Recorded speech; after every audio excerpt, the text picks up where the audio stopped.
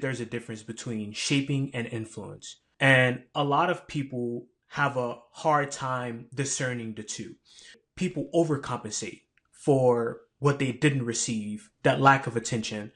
And that just creates a pendulum swing. It doesn't solve the issue. It simply, in my opinion, creates a pendulum swing, and that's shaping. A lot of times in people's lives, why people have a hard time getting to an ideal place in their life is they're shaped by their experiences because they don't take what they've dealt with and use it as equipment to move to a healthier, more efficient.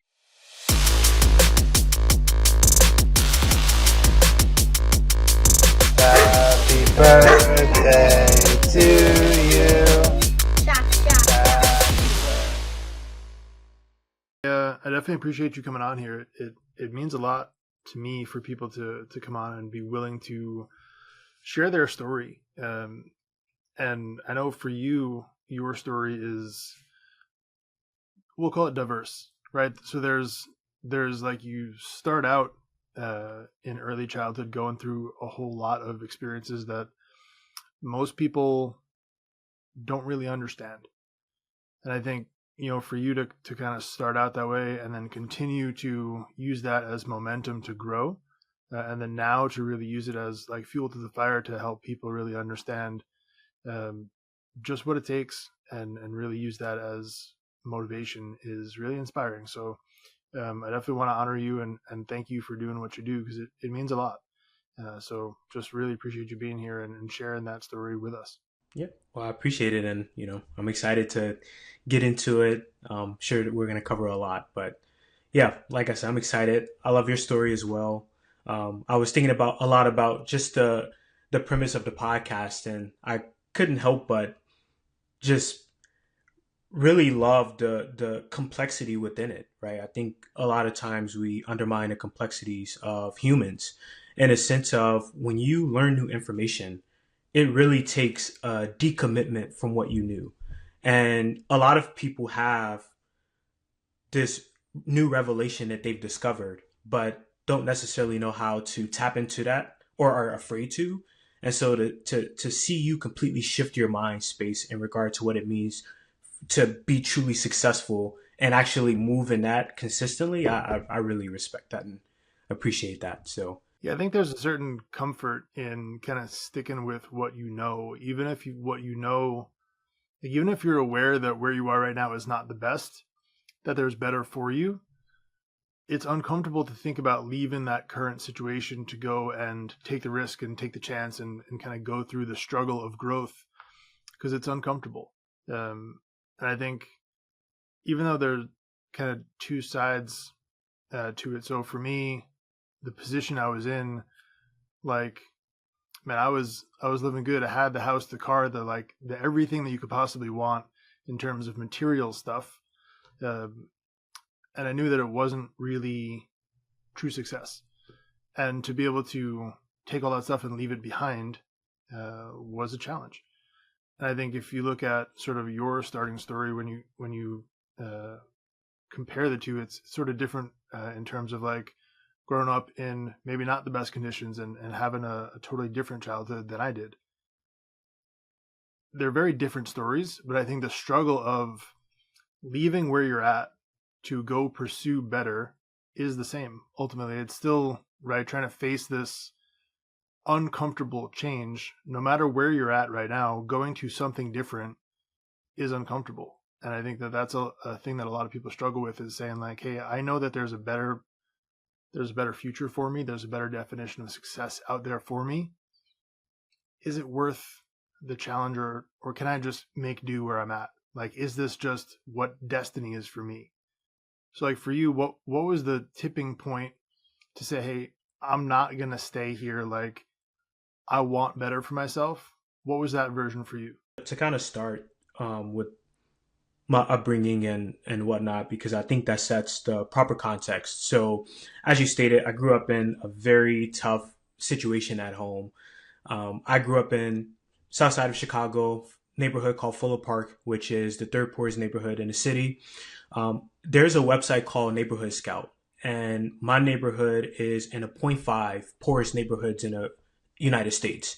And furthermore, there's this very popular YouTuber that I like who helps people figure out where they want to locate to based on their values. And he did a video 5 years ago about the worst neighborhoods in the country. And my neighborhood made his list at number two, Fuller Park. So that sets the environmental context for kind of what I had to deal with. It was a very tough experience for my 2 decades living in that environment. And my home life was pretty much the same. I always use this phrase, I was decomposing before I even started puberty, where nothing in my life was set up for me to be anything, to achieve anything.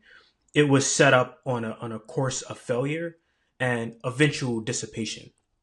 And, I grew up in a decomposing townhome that really didn't stand out from the rest of the neighborhood, but I grew up in a very just horrible townhome, lots of holes all over the place, holes in the ceiling, holes in the ground, and we had many mice and rats and just all type of critters that you don't want. And there were 9 of us living in this 3-bedroom townhome, so there were many nights that I went to bed and my siblings and my grandma even went to bed with nothing or little to eat. And that was just a continual cycle of what we faced. And I want to fast forward to when I turned 19. So this is 2019. And I get this amazing opportunity. I meet this amazing woman who I would end up calling my mom, because while my biological mom was physically present in my life, she wasn't present in any other regard beyond just I can physically see her. And so I had this amazing opportunity to move to this neighborhood on the other side of Chicago called North Center, which is the highest grossing neighborhood by median income in the entire city. So I love this perspective because I think it's so powerful, where it's very unique, at least from my experience, that someone goes from this crazy environment that I just named, 19 years, every day you wake up and you go home and not knowing if you're gonna live to see the next day, to living in a environment where the only sign of struggle are like super minor inconveniences to what I had just experienced. And a lot of people generally ask me like, what was that like, right? Like how was that shift all of a sudden into this new and plentiful environment? And I would say outwardly, from the perspective of surface level, it did wonders, right? I was eating fruits and veggies for the first time in my life every day. I was reading every day. I was doing things that I couldn't imagine on the other side of the city growing up. And I realized that my hunger and my initial vision of success was to keep my head down and to keep pushing and to keep moving forward to where I needed to be and wanted to be in life. But now you're in an environment where people are moving at a slower rate and just enjoying life. And so much stuff while I was on that side of the city just kept coming up, and that was really starting to eat at me. And I had a lot of resentment from seeing all of these families in this neighborhood, right? Like people walking with their kids, riding bikes to ice cream shops in a sunny afternoon. And I had a lot of, resentment and bitterness about that. And I think that's when I realized that the problems that I'm still facing, with a lot of closure in my life that needed to be solved in order for me to move forward, I can't keep putting that off. Now is the time to focus on who I need to be in this current season of my life, and, forgive people and get the closure that I need so that I can move forward in my life. And I think that was the shifting point for me to move out of that place mentally, physically, and in every aspect possible. Yeah. So kind of what I'm hearing you say there is, even though you physically moved out of that environment, because you spent so many years living in it, mentally it took you a lot longer to move out of that, right? Yeah, absolutely. I mean, we have to understand how strong environments are, right? And kind of to the point of that we talked about with decommitting from what you knew. It takes a lot. It takes a lot to reprogram your mentality. I think a lot of people think, oh, if you do a couple steps, your life will be better. No, it takes a lot, and you will be challenged. And all the growth that you thought you made will come back to test you in ways that you never could imagine. And that was my reality. I was dealing with, I talk to neither biological parent anymore, but at that time I was dealing with just so much personal depression and just, you know, deep state of sadness because they kept letting me down in very significant ways. And I realized that it was hard for me to move forward in my life. It was hard to make relationships.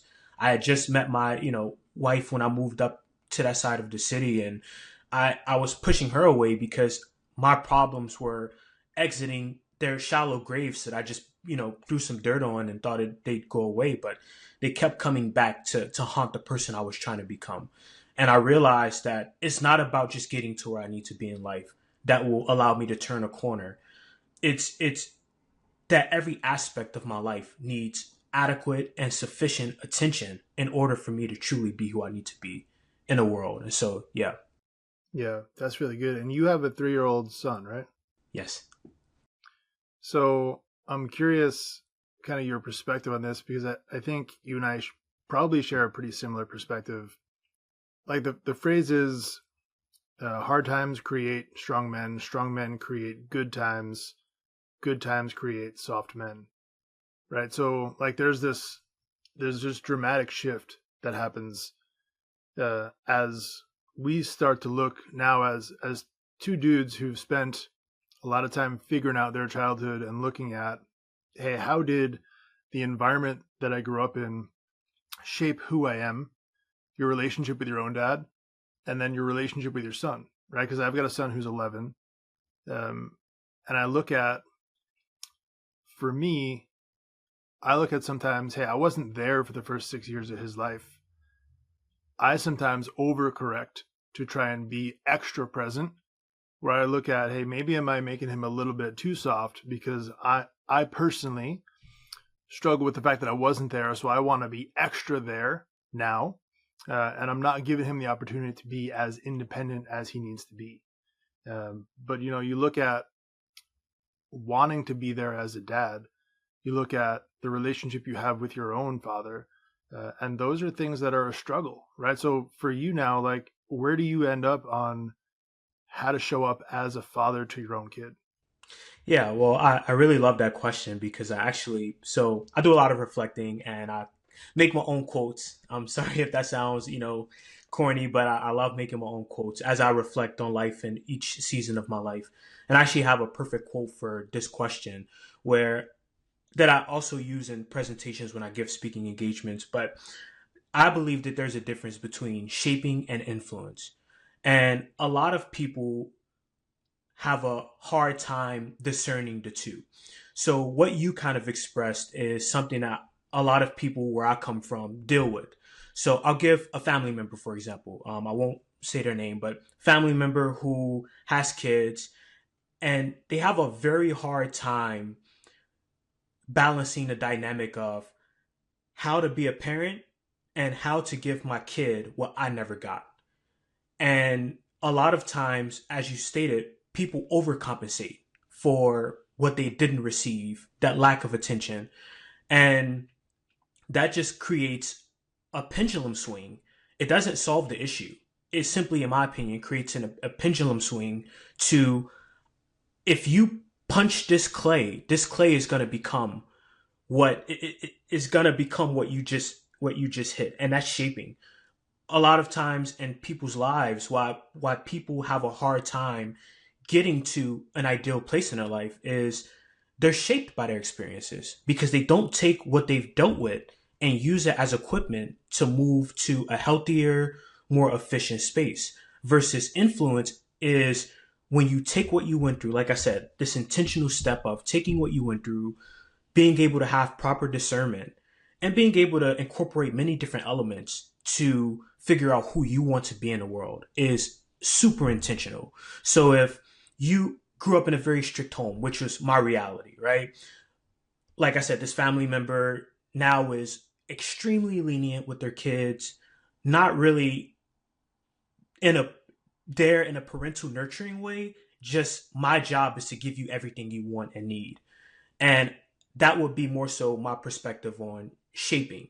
This thing happened to you, so now you are trying to make up for what you didn't receive. Versus influences, how can I make sure that I'm intentional regardless of if there's seasons of my life where I can be there every single day, or if there's some times where I might miss, some very crucial things. How can I make sure that intention is the core piece to where how I want to interact with my, child? And so for me, with my 3-year-old, I think it's really about making sure that I'm looking inward, because I think parenting is a journey of looking inward and not looking at um, how can you get this kid to conform to what you want? And how can you get this kid to be who you need them to be? But more so, who do I need to be? And how do I need to continue to show up in my own life so that everyone in my life benefits from the work that I'm putting in as a result of me just wanting to be a better person? So I hope that made sense. It did make a lot of sense. And I think, you brought up a couple of good points there. The first one being we'll stick with parents in this scenario. For parents who don't go through the process of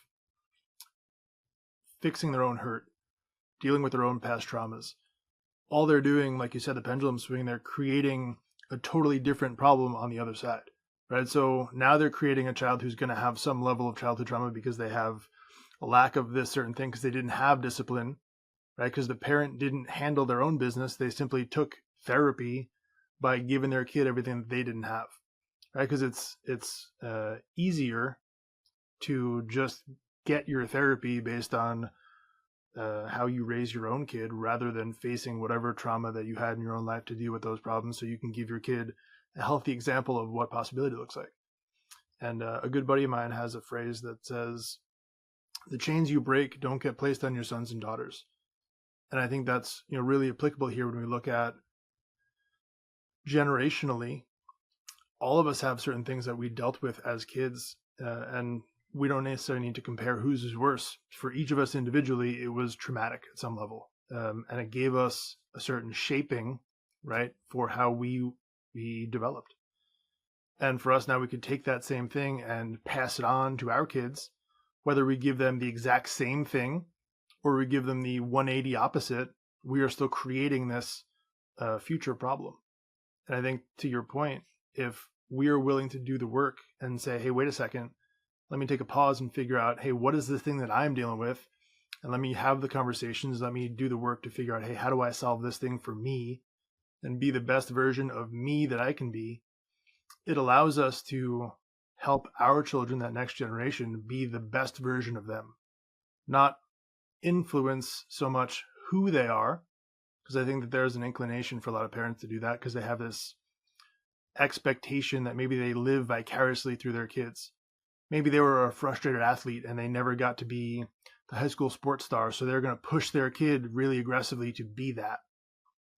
Now, I think it's very different if your kid enjoys sports and wants to play sports. Encourage them to be the best version of themselves, right? But I think there's a very big difference between encouraging them to be the best version of them and influencing their decision to be you version 2.0, right? Exactly. Yeah. And I think there's like I said, with influence, I think it's just so powerful because, like we said, it's hard to do different when you've spent your entire life seeing the same practices over and over. And, I speak a lot to the environment that I grew up in because Chicago was a very bubble oriented place, right? To from an environmental perspective, it's the third most segregated city in the country, right? And so in many senses, people are in their bubble and that's it. And the reason why it's so hard for people to empathize and equip themselves with the influence to then show up as an intentional parent is because you spend your entire life seeing this exact same thing. I remember watching the Jackson 5 movie, and he talked about how he disciplined his kids the way he was disciplined, and it worked for him, and he doesn't know any other way to show up for these kids that he's trying to get to become these superstars. And I see a similar reality with a lot of people in the world, but also people specifically, in the environment that I grew up in, and even when I moved to the other side of the city and the problems that they faced as well.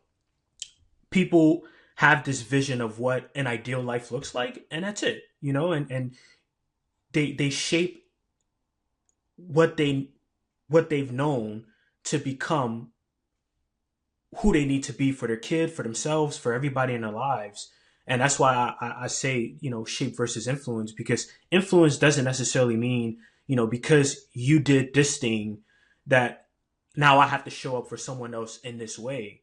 But how can I now use what I've been equipped with to show up better for this person? And I always say, like, show me your equipment, right? Which is, show me everything you've been through. Show me what you've been through. And how does it influence who you are and how you show up today, right? How does what you've been through in this world translates to who you are now, and how you handle conflict, and how you handle perseverance, and how you handle everything in life that comes up? Or are you simply shaped by it, and the moment you face adversity, that's when stuff starts to fall apart? And a lot of kids, unfortunately, suffer the consequences of, like you said, parents who are shaped and go with this mindset of, like, now I have to do it this way, and not how do I need to be a better person, and how do I need to show up in my own life to influence those relationships with everybody else. So yeah, I love that. I love that perspective.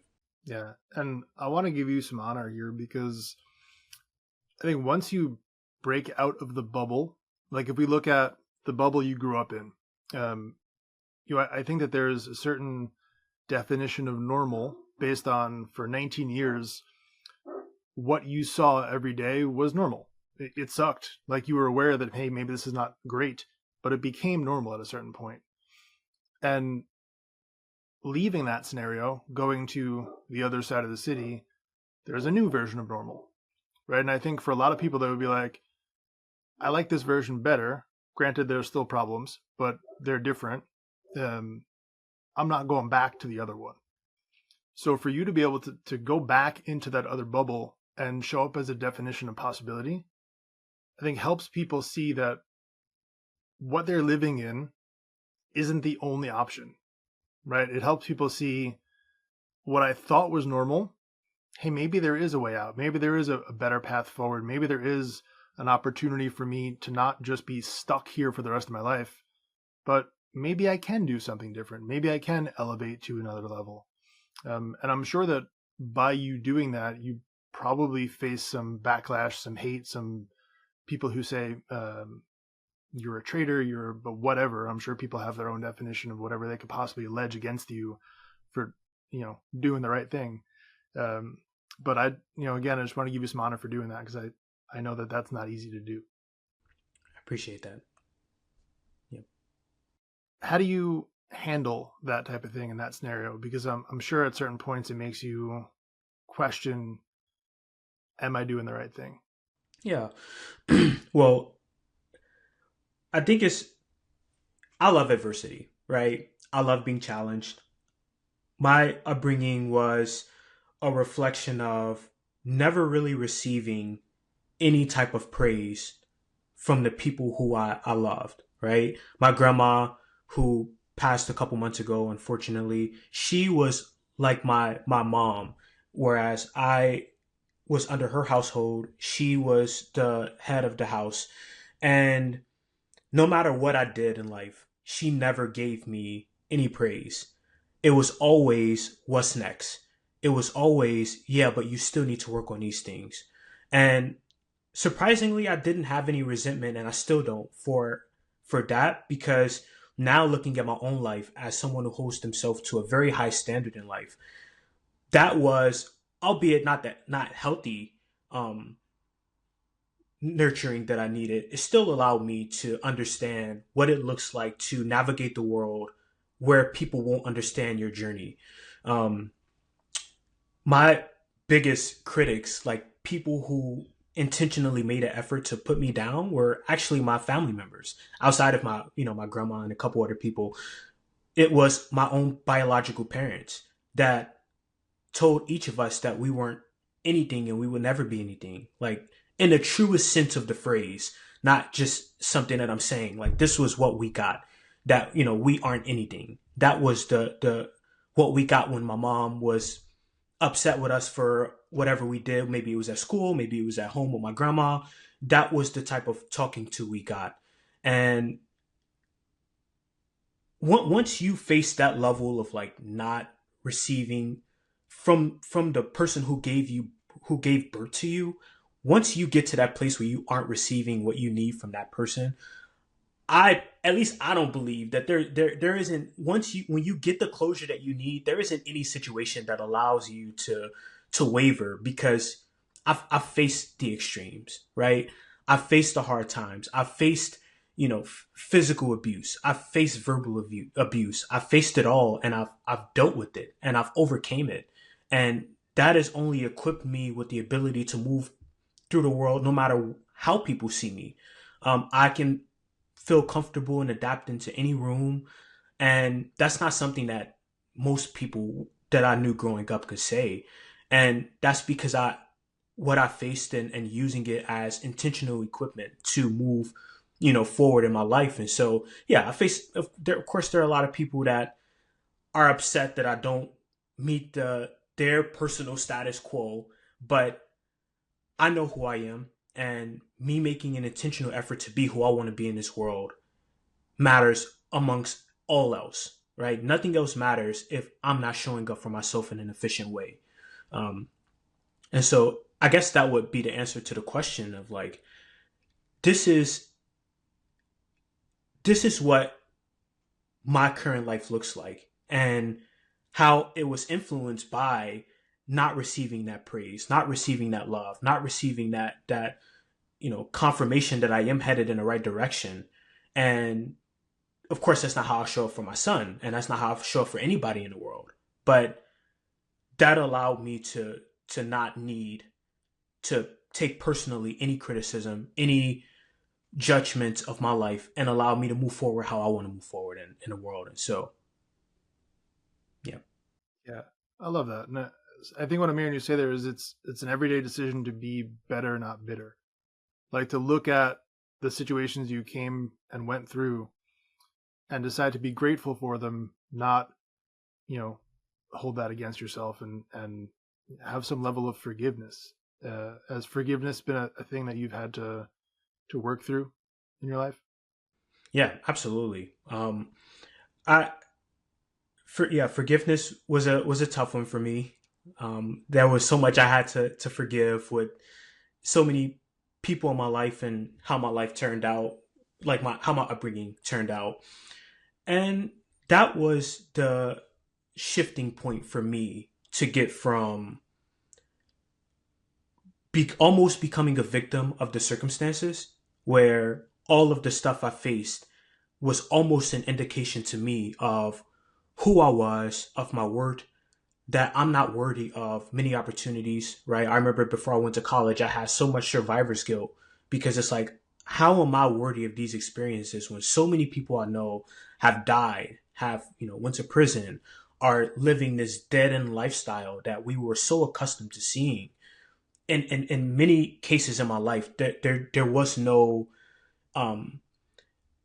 indication of this is where I should be. And so forgiveness for me came in a sense of looking at the pain I faced and going through the journey of forgiving and seeking that closure, but still realizing that the pain was still there. And that's something I speak about, that I really hold of significant value, is pain, right? People think that pain is going to go away when you get closure, when you forgive. People think that the pain just go away, right? But pain never goes away. The difference, and the most important factor in the equation, is how it affects you. And a lot of people use the pain they faced as a way to be hurt And power, the pain has so much power and so much control and so much oppression in the lives of many people who face it. But how can you take power from the pain and use it to equip you with the perspective, with the strength, with the determination to continue to press forward in your life? And I use this like silly term when I describe this, but I say closure is pain updating its job description. In other words, closure is pain taking on a new responsibility, right? The pain that once was used to hurt us, to make us bitter, to make us angry, to make us depressed, to make us whatever we felt that didn't allow us to feel good, now shifts to a place where it's used to impact the lives of others and allows you to continue to equip yourself with the perspective to move through the world in an intentional and a self-betterment oriented way. And I think that is a very important thing with forgiveness. So I had to forgive a lot of people in my life, and I did. And forgiveness also doesn't mean that you have to hold on to relationships. There were a lot of relationships that I realized that I didn't want, that trying to build relationships with certain people for the sake of maybe it's a family member, right? Trying to build a relationship with my dad when we have nothing in common is only going to drag down a person who I'm trying to be in this world, who I'm called to be in this world, and the relationships that are being formulated as a result of the intentional work and the intentional effort that I'm putting in. And so I had to come to the sad but true realization that that wasn't something that I wanted. And I feel very good in my life. I have made a ton of decisions, both good and bad, and I really love how they've equipped me with the determination to be unwavering and how I show up for everybody in my life. And I'm willing to go do whatever it takes.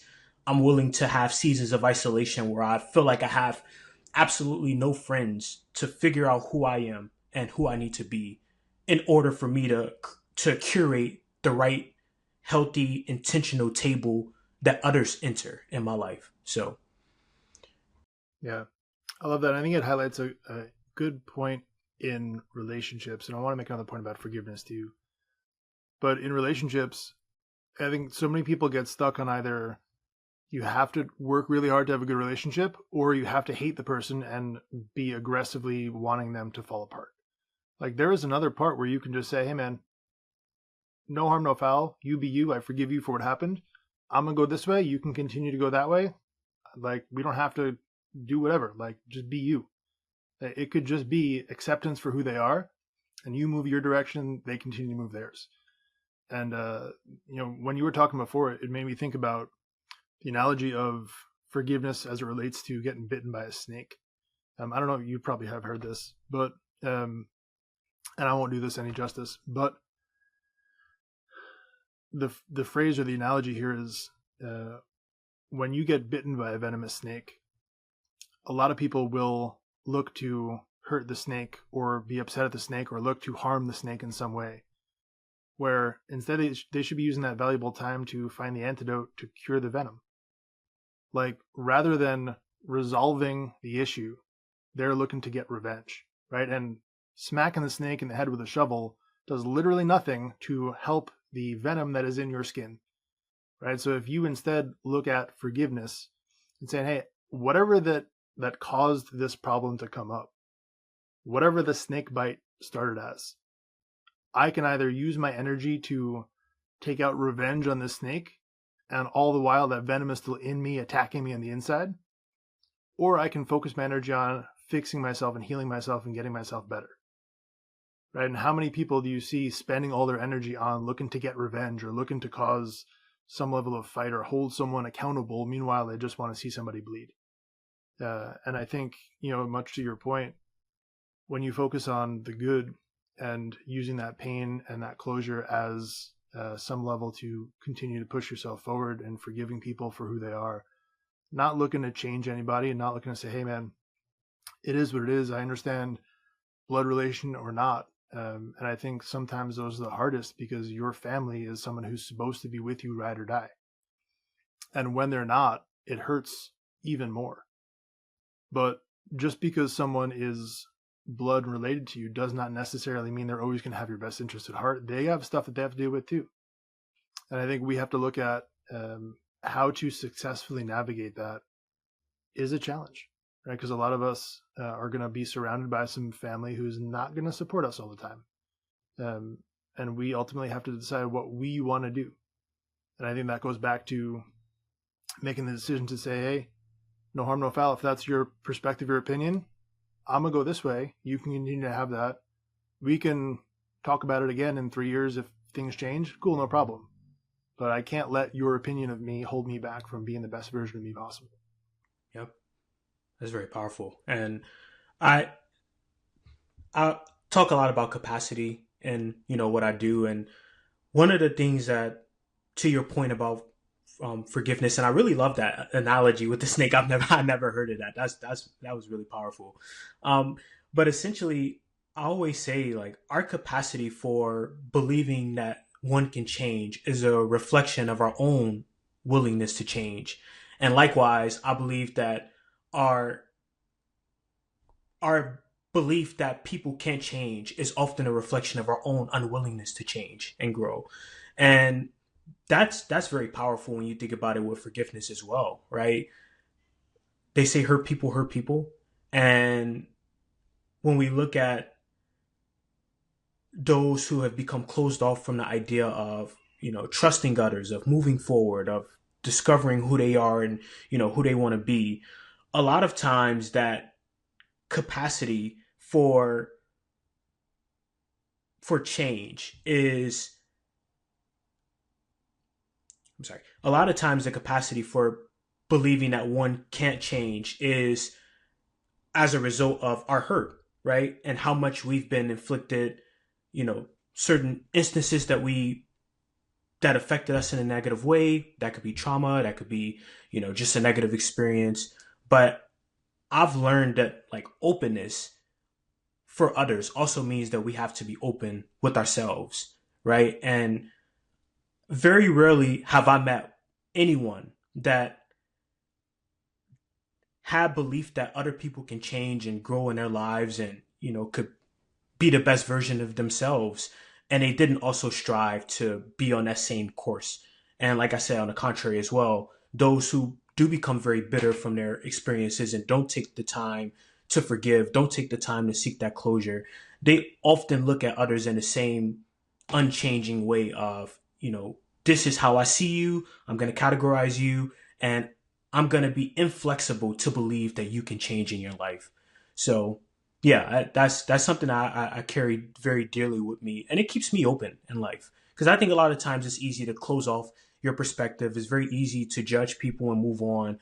But to understand that what level of me is shutting down, that's not allowing me to give this person the grace and the forgiveness so that we can both move forward in our lives.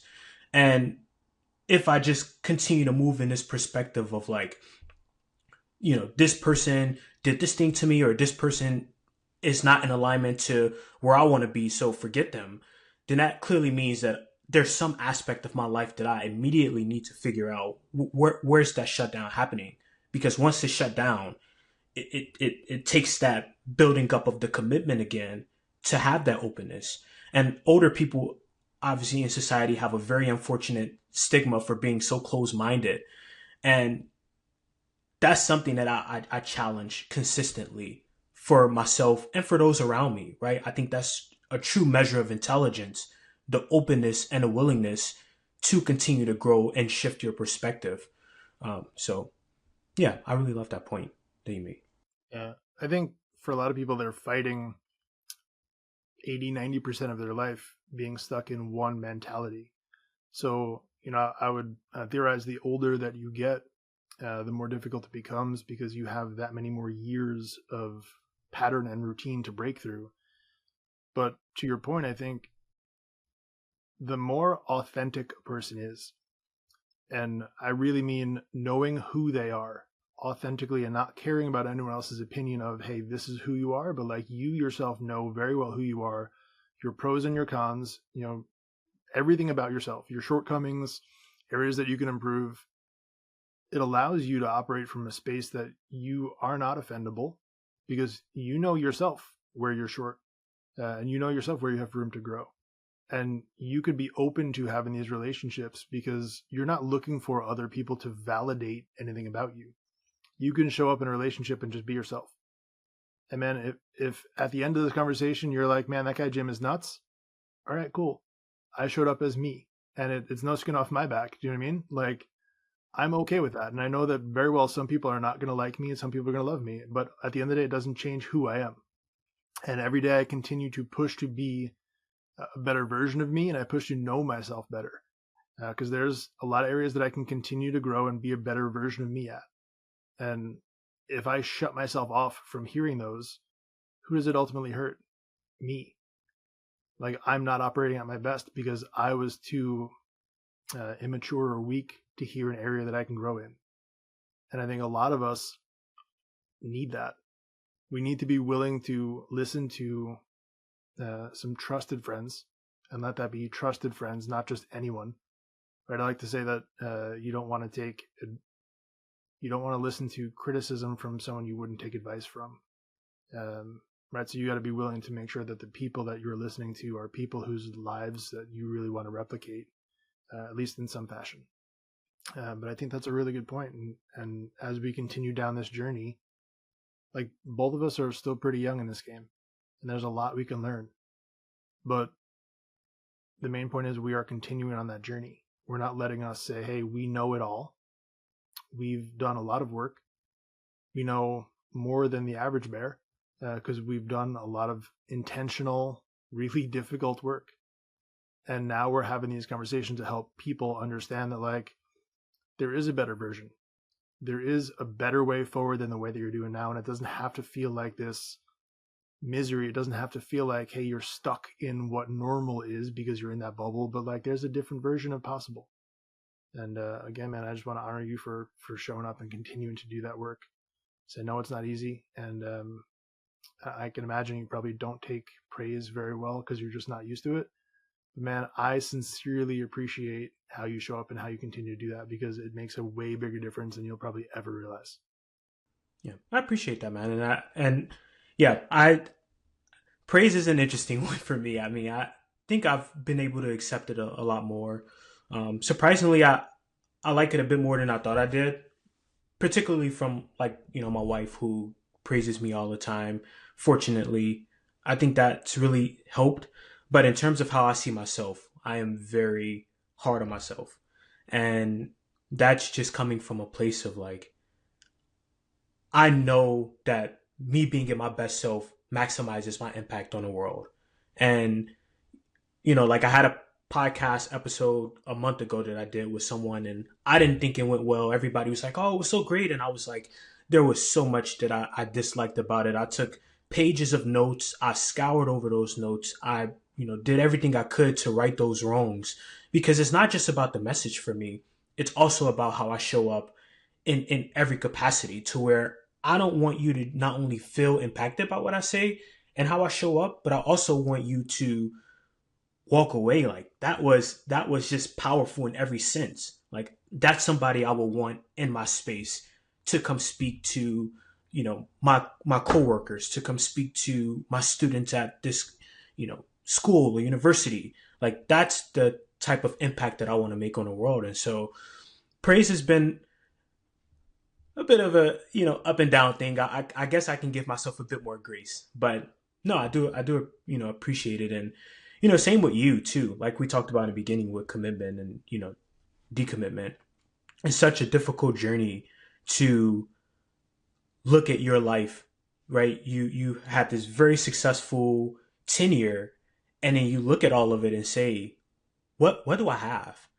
Right? Like, that's a very powerful question to ask yourself. Like, what do I really have?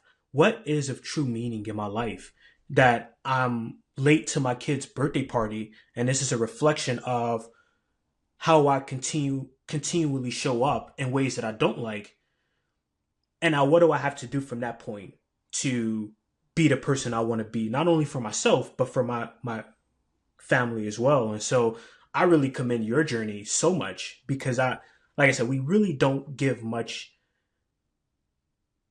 due credit to the complexities and what it takes to change your life. And a lot of people think changing your life is like a 5-step, 10-step, 15-step process. And you will make so many mistakes. There are so many entertainers that we have great examples of that got the fame, that got the monetary support that they may not have had, but lost it all, right? It crumpled because they thought that that was the pinnacle of what it means to be successful or what it meant to be the best version of themselves, and not this and not the reality that this resource now grants us access to be able to work on ourselves further to complement what we've now received. And I don't know if you how familiar you are with the lottery, but there's a study that I talk about a lot, that for according to the National Endowment for Financial Education, 70% of people who win the lottery go bankrupt after a few years, right? That's a little over 2 out of every 3 people who win it. And the reality is we can point to so many different things, right? Money management. We could point to so many different reasons that it might be, but ultimately it's people only anticipating financial relief and not understanding that having that luck of winning the lottery is the beginning. And now the real work happens, maintaining it, keeping it, not having the lack of discipline to just spend it however you want to. And so it really hones in on a point that committing to becoming a better person is where we should be, right? And it takes a lot of work. And so the fact that you did that work, I really commend that as well. Thank you. And I think you make a good point there. And I am familiar with that study specifically for this reason, because you look at, we all want this Amazon Prime version of success where we want to build an AI tool that's going to give us all the money in the world so we can just travel and do whatever we want tomorrow. But much to that point, the people who receive that, it's often not stewarded well because they have not gone through the preparation steps of learning how to actually manage it. They haven't developed the skills along the way. And how do you develop those skills? By going through the hard times. So if you handed your 3-year-old son the keys to the car and said, here you go, drive to the store, probably wouldn't work out so well, right? But as they continue to evolve and to grow and to learn the lessons and to watch you drive and to watch and to learn and to do all these things, by the time that they're 17, much better bet, right? So for us, as we continue to develop and to grow, much the same thing, so much as we want success and we want the money and we want all the stuff, if we get it too soon, it breaks us. And we need to really understand that the wait is not punishment, it's preparation. For us, we need to go through these periods, and it gets to a point where you start to look forward to that wait because you realize hey, the payoff is going to be even better. And it's not like I'm just getting this thing that I'm going to enjoy for a week, then it's going to cause massive chaos and loss. I'm okay with waiting a little bit longer because A, I really enjoy the journey of doing this, and B, I know that hey, when I get there, I'm going to be able to steward it well because I've gone through all this work and I've done the work along the way to be able to actually understand how to keep it and multiply it. So, man, I think it's a great point. Yeah, most definitely.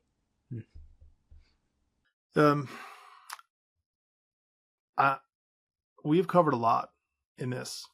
One thing that we haven't really talked about is your relationship with your wife. How, for you, where do you place being a husband compared to taking care of yourself, being a good father? How does your relationship with your wife and showing up intentionally as a husband come into play? Because that's a whole nother role. It's not just your partner, but intentionally being a good husband is a lot of work. Yeah, that's an understatement. It is the most important thing to me outside of God in my life, my relationship with my wife, because that influences the relationship then with our son. And I every aspect of my life, I hold to very high standards, and my relationship is one I hold to very high standards as well. Every day, us being able to challenge each other. She also grew up in a very similar circumstance to me. We both were born and raised on the south side, and then we both moved to the north side, and that's where we met each other, and we continue to move through our lives together in that sense. But getting away from, again, what we knew and moving into this place where all of the stuff we do in our lives, all of the interactions we have with our son, we've never seen that before. She grew up in a very strict, old fashioned home where nurturing wasn't the center of the relationship. It was control. And now we're trying to move together in this sense of like, how do we, raise this kid that we've never, the philosophies that we want to garner, we've never seen them practice before, right? We moved to Washington State, the Seattle area, and everyone pretty much stayed in Chicago their whole lives. Like, how do we move across the country and not know anyone? Like, we've never seen that happen before. But I think that just makes us stronger, being able to consistently come from the mindset of being a team. And I'll hold her accountable and she holds me accountable for improving every aspect of our lives every day. So, for example, we have this like challenge that we're doing right now. We've been doing it for about 3 months, and there's a workout aspect of the challenge, there's a lifestyle aspect of the challenge, and there's a diet aspect of the challenge. And so really just improving our physical health. And there was a time where she didn't get a workout in, that she missed. We're supposed to do 2 workouts a day for 5 days a week, and she missed a day. And if you miss a workout on one of the days on a workout stipulation, you miss your cheat day, which is every other weekend. And she missed it. When we first met, I would have been like, well, that's what you get for not showing up how you should have showed up. You had time. You could have made time to do it. But the Jeffrey today actually withheld the cheat day from myself alongside her, because the reality is we're a team.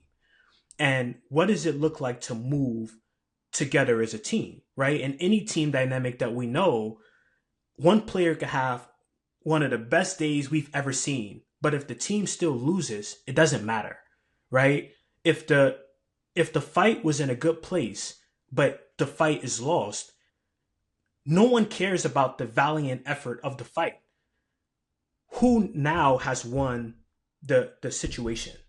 And when we move from this perspective of like, oh, well, I was able to get this thing, but she wasn't. It is what it is.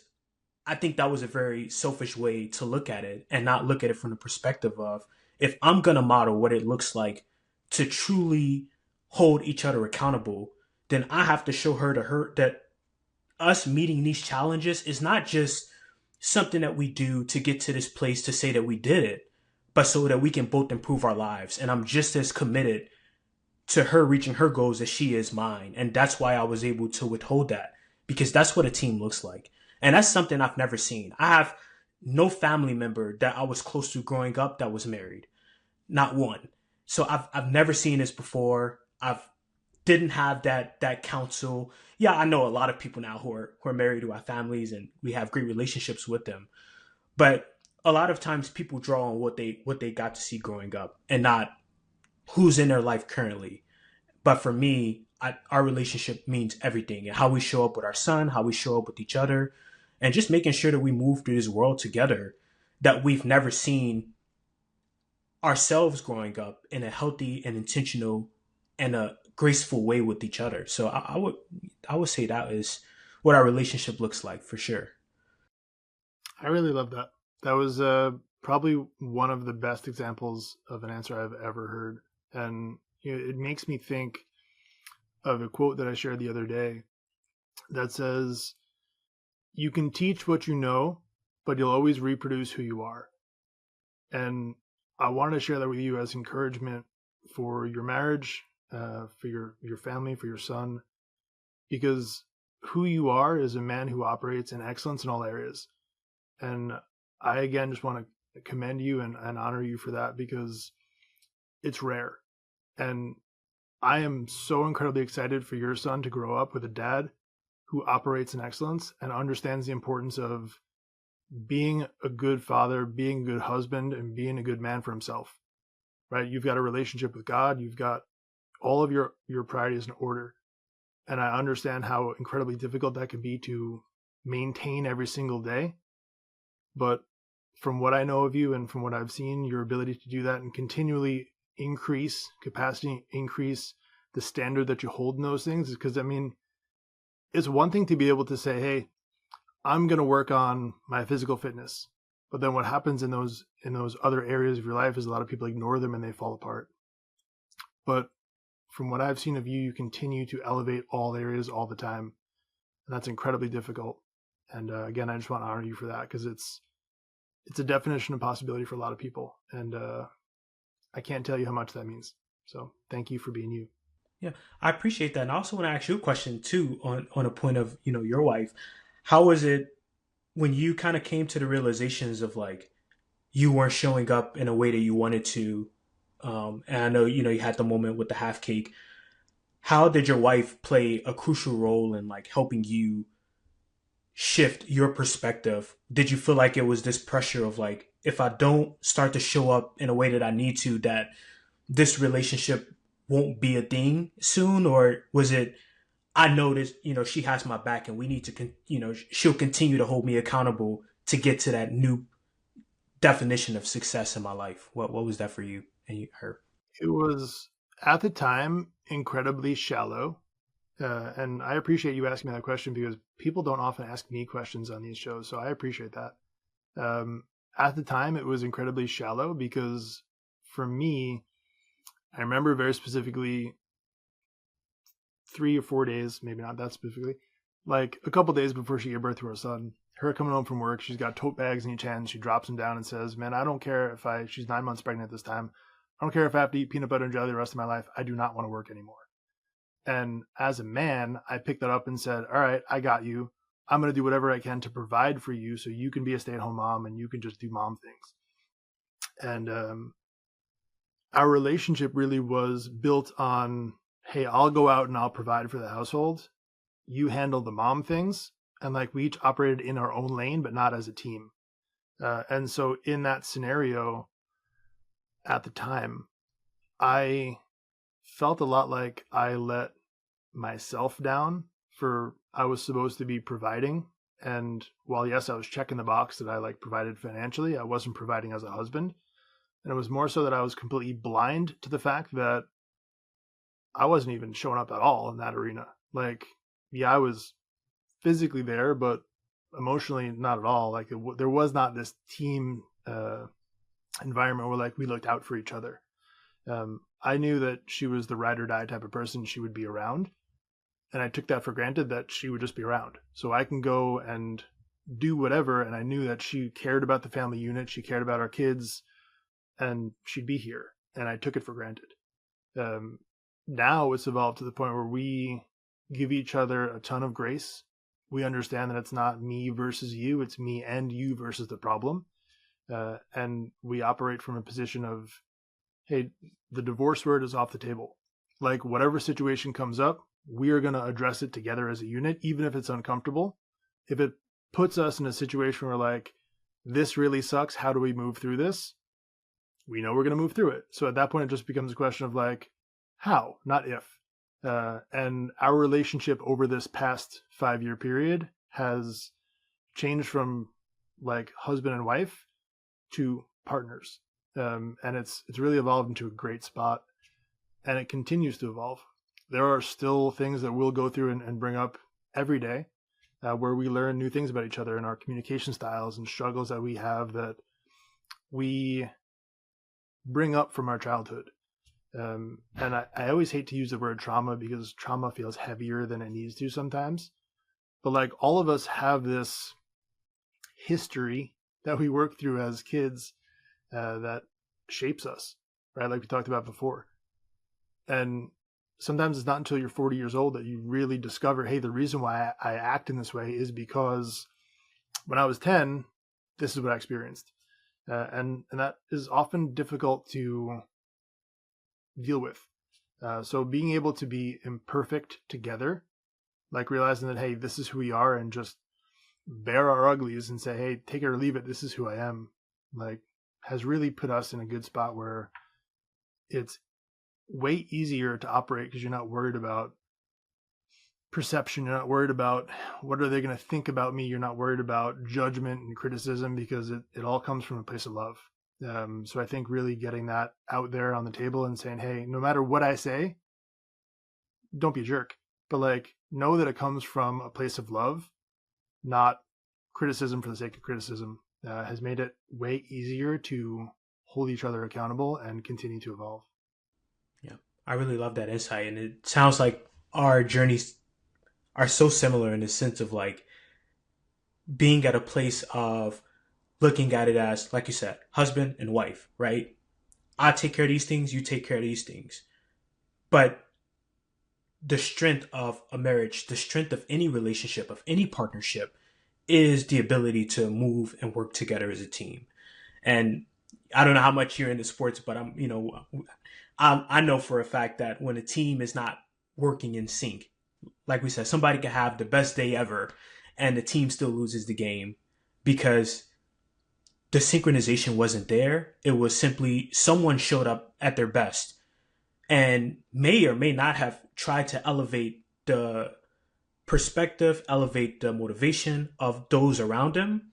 And then it just becomes a look at me, like I did this great thing today, but look at the win column. We're not in it. We're in the loss column. And so it sounds like both of our stories and our partnerships are very similar in the sense of the pinnacle for true happiness and fulfillment and joy to move forward is when we operate as a team. And that's very helpful for me, as our relationship is, we've been together for over 5 years, but we're still very young. And so it's very insightful to hear people talk about their experiences and just more confirmation for us that we're moving in the right direction. So appreciate that. Of course. And yeah, I mean, you want to talk about sports. I don't know if baseball is your thing, but like if we look at the past World Series between Yankees and Dodgers, this may be over some people's heads, so forgive me if it is. But if you look at the two teams, while the Dodgers have all-stars on their team, they played as a team. The Yankees, who have all-stars on their team, played as a bunch of all-stars. And it was really obvious when push came to shove, when you put the two of those best teams together, the team that played team sport, where it wasn't like, hey, this is the best person, like they're going to go out and save the day. They won because everyone on the team played a team sport together. And, much to your point, like in relationships, whether it's husband to wife, whether it's, father to son, I think when you play as a team, and this is incredibly difficult to do, but if each person on that team is wholly committed to the other person's success, it is impossible to defeat that team. Like you will literally have to kill each person on that team to beat that team. Because if I am 100% dedicated to my wife's success and she is to mine, it's an unstoppable thing. But it takes a lot of trust and a lot to build up, because for a lot of people, you don't want to let go of your own happiness and your own success, because you feel like, hey, if I trust that other person with my success, I'm not in control. And that's a really scary place to be for a lot of people. But if you can really get to the point, and I encourage this for everyone, where you operate from a position of knowing they have your best interest at heart and they're going to work 100% to care for you and you for them, it becomes impossible to stop that team. And I encourage that a lot. Love and appreciate that. Yep. Yeah. So I know we're actually over on time. Oh, I'm sorry. All good, because I will continue to talk about this for the rest of my day. But I do have to go pick up my kids from school, and I do not want to be late for that. So I just, again, want to honor and thank you for being here. It has been a lot of fun, and I'm sure we'll probably do this again at some point. But again, man, honor and thank you. Yep. Thank you so much. I appreciate it. Thank you for having me. Yeah, it's been a pleasure. Any final words? Sure. Last words of encouragement that I would give to, anyone who's listening is to find joy in what we talked about, those hardships and figuring out who you are. I think that's a very underrated element. We talk about adversity as equipment to be where we want to be, but we also need to understand that there's joy in growth, right? There's joy in hardship, that we can find joy in it if we're intentional about it. And that sets us up for when we get what we want to continue to be strong and moving with what we've just received. And so that's the last thing I would say. I understand that it's kind of this contrast of like, go through hardships to get what you want. And we know a lot of people don't appreciate those hardships. And I would say a great thing that I've learned in that journey is to just find joy in it and just love it and respect it and find peace in it. Because it's hard. It's hard to go through adversity. It's hard to deal with self-determination through indescribable moments of our life. But joy is truly something that people can't break in us. And so that would be the last words I would leave people with. Yeah, I love that. Man, it's been an honor. So again, thank you. And we'll talk again soon. Yep, absolutely.